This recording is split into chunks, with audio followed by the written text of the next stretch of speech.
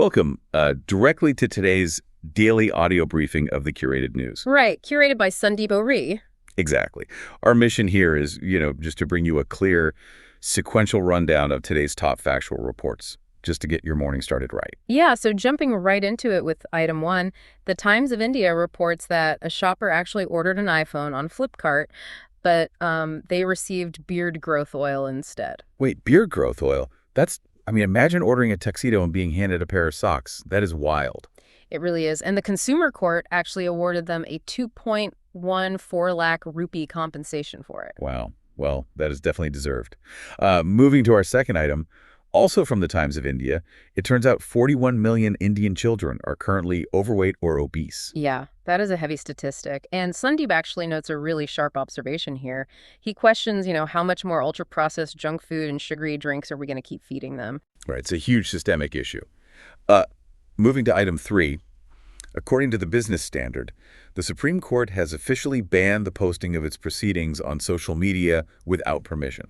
Which honestly makes a lot of sense. This comes right after that viral clip going around of an abusive litigant just throwing papers everywhere in court. Oh, yeah, I saw that video. It was completely chaotic. Yeah.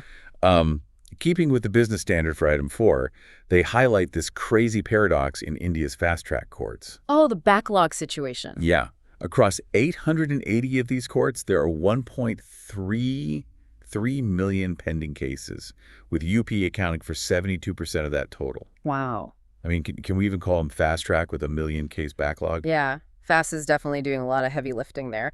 But for item 5, the Business Standard notes some positive macro news. Since the 1991 economic liberalization, India's per capita GDP has actually increased ninefold. Ninefold? Really? Yeah, in current U.S. dollars. Especially when you compare it to peers like South Korea and China, it's pretty staggering. That's massive. Mm-hmm. And, speaking of money, for item 6, the Business Standard reports that credit card spending just crossed the 2 trillion rupee mark in June. And that is for the second consecutive month, right? Exactly, yeah. With HDFC Bank posting a 16.2% year-on-year gain, people are definitely out there swiping. They definitely are. For item 7, staying with the Business Standard, they cover Manipal Hospital's IPO.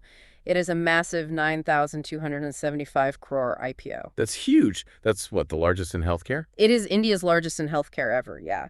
But the interesting part is they note over half of those funds will just go toward debt repayment. Oh, okay. So paying off the old bills first, not necessarily adding beds. Got it. Yeah. Moving to international news for item 8, the Wall Street Journal reports the EU just fined Google $1 billion. $1 billion? For what exactly? Yeah, for breaching digital competition rules.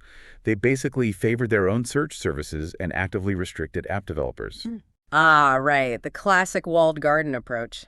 Well, for item 9, the Deccan Herald reports that the Pollution Control Board is actually going to start color-coding hotels soon. Oh, interesting. Like a rating system. Exactly. Ranging from red, which is the most polluting, all the way down to white for the least polluting. That's a great idea for transparency, honestly.